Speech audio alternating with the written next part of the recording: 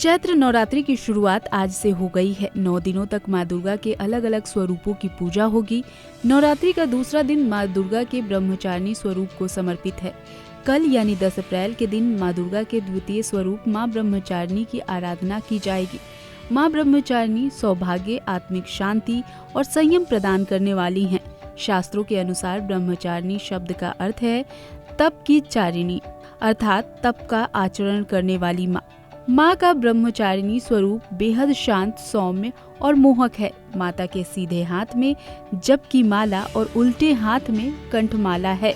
मान्यता है कि देवी की पूजा करने से व्यक्ति का आत्मविश्वास बढ़ता है, जिससे वो बिना घबराए जीवन की सभी चुनौतियों का सामना कर सकता है। माँ ब्रह्मचारिणी को प्रसन्न करने के लिए आपको नवरात्रि के दूसरे दिन कुछ मंत्रों का जप करना चाहिए। इन मंत्रों का जप करके वो लोग भी लाभ पा सकते हैं जो नवरात्रि के दौरान व्रत नहीं रख पा रहे हैं। इस रिपोर्ट में हम आपको बताएंगे कि आप माँ की कृपा कैसे प्राप्त कर सकते हैं। नवरात्रि के दूसरे दिन स्नान करने के बाद व्रत का संकल्प लें। अपने हाथों में एक फूल लेकर उनका ध्यान करें और प्रार्थना करें। इसके बाद देवी को पंचामृत स्नान कराएं। इसके बाद अलग अलग तरह के फूल, अक्षत, कुमकुम, सिंदूर अर्पित करें।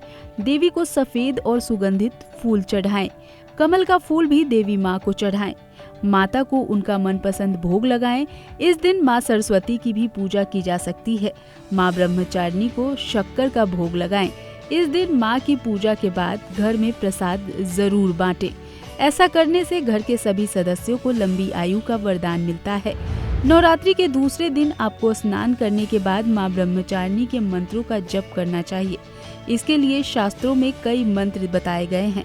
पहला मंत्र है या देवी सर्वभूतेषु माँ ब्रह्मचारिणी रूपेण संस्थिता, नमस्तस्यै नमस्तस्यै नमस्तस्यै नमो नमः। ये माता ब्रह्मचारिणी का वंदना मंत्र है। इस मंत्र का कम से कम आपको 11 बार जप अवश्य करना चाहिए। इस मंत्र से आप माता की वंदना तो करते ही हैं, साथ ही इसके जप से मानसिक संतुलन आपको प्राप्त होता है।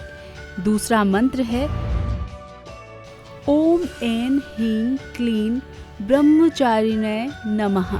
श्रद्धा और विश्वास के साथ अगर आप माता ब्रह्मचारिणी के इस मंत्र का जप करते हैं तो आपको मनोवांछित फल की प्राप्ति होती है। तीसरा मंत्र है ह्रीं श्री अंबिकाय नमः। माता का ये मंत्र बेहद आसान है और इसका जप आपको कम से कम 108 बार करना चाहिए। ऐसी मान्यता है कि इस मंत्र का जप करने से मानसिक शांति की प्राप्ति होती है और साथ ही घर परिवार में सुख शांति का भी वास होता है। इसके साथ ही आपकी मनोकामनाओं की भी पूर्ति होती है। इस दिन माँ का विधि विधान से पूजा आराधना करने से कुंडलिनी शक्ति भी जागृत होती है। इसलिए सन्यासी और योगियों के लिए भी नवरात्रि का दूसरा दिन बेहद खास है। जो लोग नवरात्रि के दौरान व्रत नहीं रख पा रहे हैं, वो सुबह जल्दी उठकर स्नान के बाद घर के मंदिर में दीपक जलाएं। नवरात्रि के दिन के अनुसार माता के मंत्रों का जप करें।